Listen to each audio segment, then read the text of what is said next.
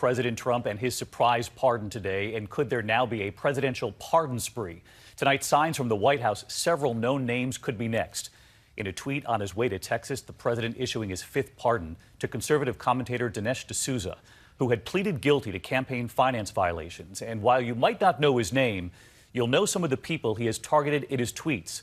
The president also signaling Martha Stewart could be next for a pardon, and former Illinois Governor Rod Blagojevich, too. His sentence could be commuted, both of whom appeared on versions of The Apprentice. ABC's chief White House correspondent Jonathan Karl leading us off tonight. President Trump is flexing one of his biggest powers, the power to pardon, considering pardons or commutations for two very high-profile convicts, Martha Stewart and disgraced former Illinois Governor Rod Blagojevich, both with reality TV connections to the president. Blagojevich, who was sentenced to 14 years on corruption charges for allegedly trying to sell the Senate seat vacated by Barack Obama, I'll do anything, right? Legal and ethical and honest, was a contestant on Celebrity Apprentice.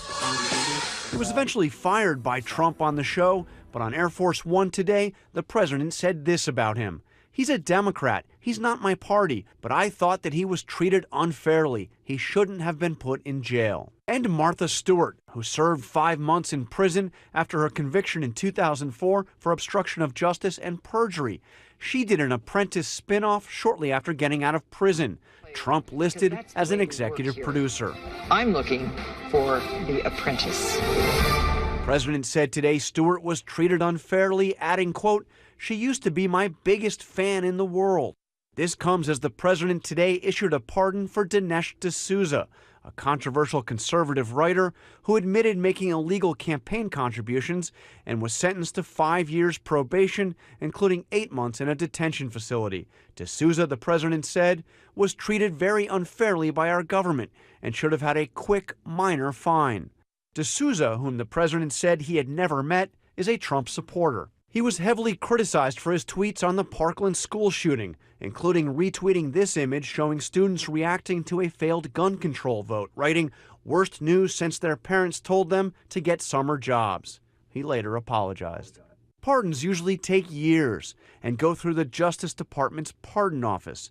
The D'Souza pardon was fast-tracked and was not reviewed by the Justice Department. All this talk of pardons raises questions about whether the president would consider pardons for any of his allies tied up in the Russia investigation, including his personal attorney, Michael Cohen, something I asked the president about last month. Are you considering Thank you very much.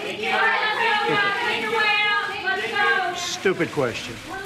We remember him telling you it was a stupid question. John Karl back with us live tonight from the White House. And John, we know another name in the reality TV world, Kim Kardashian, bringing a pardon case to the president overnight, and word tonight he's now considering it. Kim Kardashian met with the president yesterday in the Oval Office. She was there to make the case for pardoning a 63-year-old grandmother named Alice Marie Johnson, who is serving a life sentence for a first-time drug offense. And the White House tells us tonight that the president is seriously considering a pardon.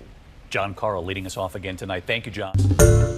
Hi, everyone. George Stephanopoulos here. Thanks for checking out the ABC News YouTube channel. If you'd like to get more videos, show highlights, and watch live event coverage, click on the right over here to subscribe to our channel. And don't forget to download the ABC News app for breaking news alerts. Thanks for watching.